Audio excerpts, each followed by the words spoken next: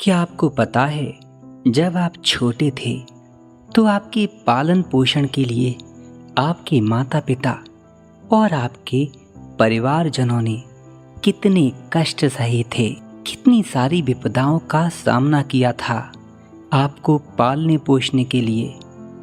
और वे सभी पितर जब देह त्याग देते हैं तो फिर कर्मों के अनुसार उन लोगों को प्राप्त होते हैं। पितृपक्ष वे 15 दिन हैं जब यमराज जी यमलोक में रहने वाली आत्माओं को मुक्त करते हैं और पृथ्वी पर भेजते हैं।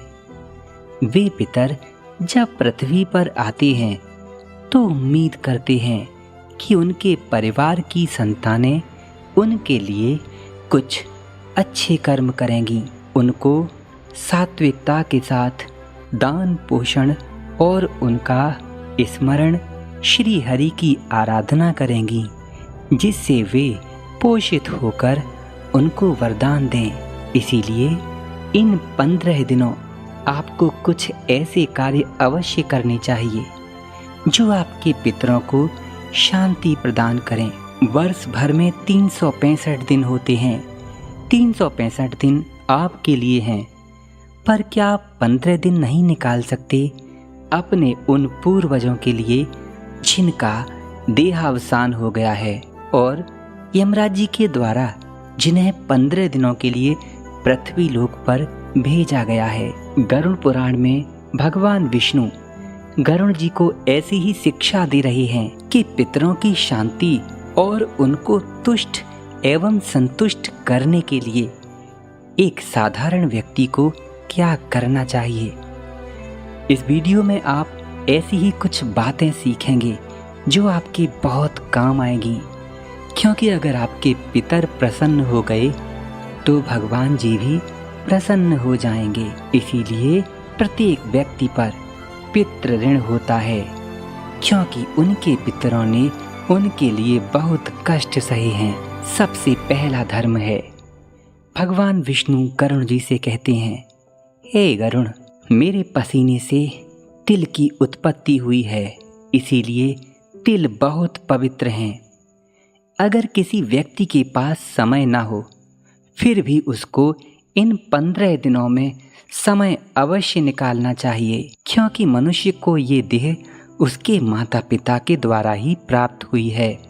इसीलिए प्रत्येक मनुष्य अपने माता पिता और अपने बड़े परिवारजनों का ऋणी है। उस ऋण को उतारने के लिए उसको अपने पितरों की शांति के लिए कुछ तप, दान एवं भगवत आराधना करनी चाहिए। ऐसे कई संकल्प हैं जो वेद शास्त्रों में बताए गए हैं, जिनसे पितरों तक वह आत्मिक शांति और उनको पोषण प्राप्त होता है। उनमें सबसे सरल है कि आप काले तिल को हाथ में ले लीजिए और शुद्ध जल का 1 लोटा, उस लोटे में काले तिल को डालकर अपने पितरों के नाम से तर्पण करिए। ये ऑटोमेटिक उनको ही प्राप्त होगा। ब्रह्म ऋषि श्री देवरा बाबा कहते हैं, बच्चा, जिस प्रकार एक देश की करेंसी दूसरे देश में नहीं चल सकती, इसके लिए उस देश की बैंक में जाकर के उसी देश की करेंसी को बदलना होता है। मान लीजिए आप भारत में रहने वाले हैं और आप अमेरिका जाते हैं, तो भारत का रुपया अमेरिका में नहीं चलेगा। इसके लिए आपको अमेरिका की बैंक में जाकर के वहाँ की धनराशि यानी डॉलर को एक्सचेंज करना होगा, तब वहाँ का डॉलर आप वहाँ खर्च कर सकते हैं। ठीक ऐसे ही जब आप पितरों के निमित्त कुछ भी दान करते हैं, मंत्रों के साथ में जब जीव जंतु और धरती पर रहने वाले ऐसे महान पुरुषों को संतुष्ट करते हैं, तो आपका किया हुआ दान एक्सचेंज हो जाता है। यानी अगर आप एक आटे का बड़ा सा गोला किसी कछुए को अपने पितरों के नाम से खिलाएंगे, तो वही गोला आपके पितर को, वे चाहे किसी योनि में हों, उसी योनि के भोजन के रूप में प्राप्त होगा।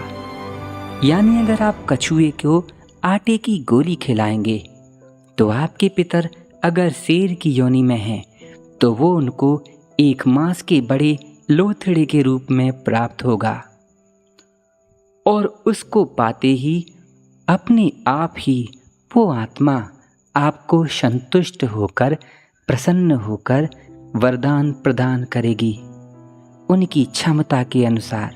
15 दिनों के लिए जब यमराज जी द्वारा यमलोक से पितरों को नीचे भेजा जाता है तो वे सभी पितर कुशों के ऊपर व्याप्त हो जाते हैं और इंतजार करते रहते हैं कि उनके घर का कोई सदस्य उनको पिंडदान या कैसा भी दान दे ताकि वे उसको पा करके स्वस्थ हो जाएं, अपनी क्षुधा को मिटा सकें। सोचिए आप, सिर्फ 15 दिनों के लिए ही आपके पूर्वज यमलोक से या अन्य योनियों से सूक्ष्म शरीर लेकर आते हैं इसी आशा में कि आप कुछ दान करेंगे, आप कुछ उनके लिए संकल्प करेंगे। तो क्या आप ये 15 दिन नहीं निकाल सकते? इनमें से थोड़ा सा भी समय अपने उन पूर्वजों के लिए नहीं निकाल सकते जिन्होंने आपके लिए बहुत कष्ट सहे थे? यह आपका कर्तव्य है। अगर वे प्रसन्न होंगे तो आपकी उन्नति उत्तर उत्तर बढ़ती ही रहेगी। पहला धर्म तो यही है। भगवान श्री राम ने भी अपने पिता दशरथ जी का पिंडदान किया था और दशरथ जी ने भी प्रत्यक्ष प्रकट होकर उन पिंडों को ग्रहण किया था।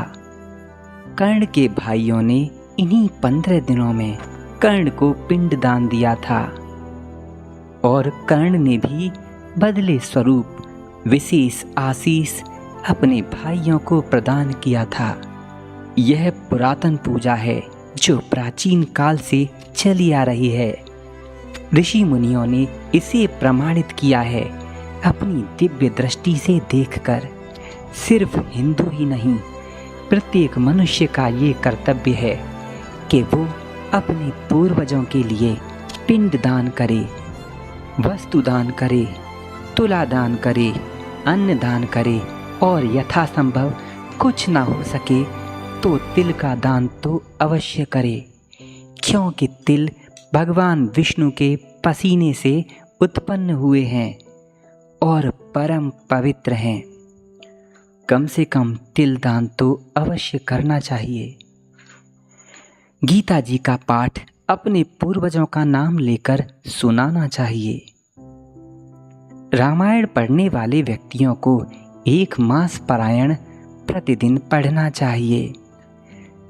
ऐसा करने से मनुष्य रोगों से मुक्ति, घर में शांति और अपने जीवन में स्थिरता को प्राप्त करेगा।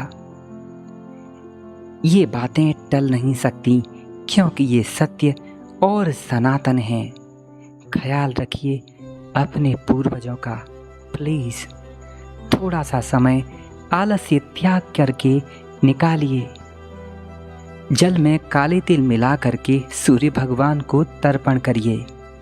ओम नमो भगवते वासुदेवाय, ओम नमो भगवते वासुदेवाय। इस मंत्र का कम से कम 12 माला हर संभव जपिए। ये आपको करना ही होगा। राधे राधे। विस्तार से जानने के लिए गुरुदेव के द्वारा कहा गया ये वीडियो जो पितृपक्ष की पूजा के लिए है, देवराय ज्ञान पर देखिए। डिस्क्रिप्शन में लिंक दिया जा रहा है।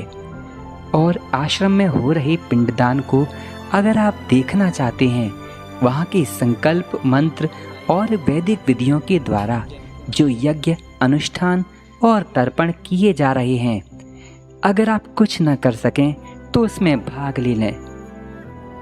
वो नंबर मैं डिस्क्रिप्शन में नीचे दे रहा हूँ। जय श्री राधे। और इसके लिए देवराहा पूजा चैनल को सब्सक्राइब करिए। राधे राधे।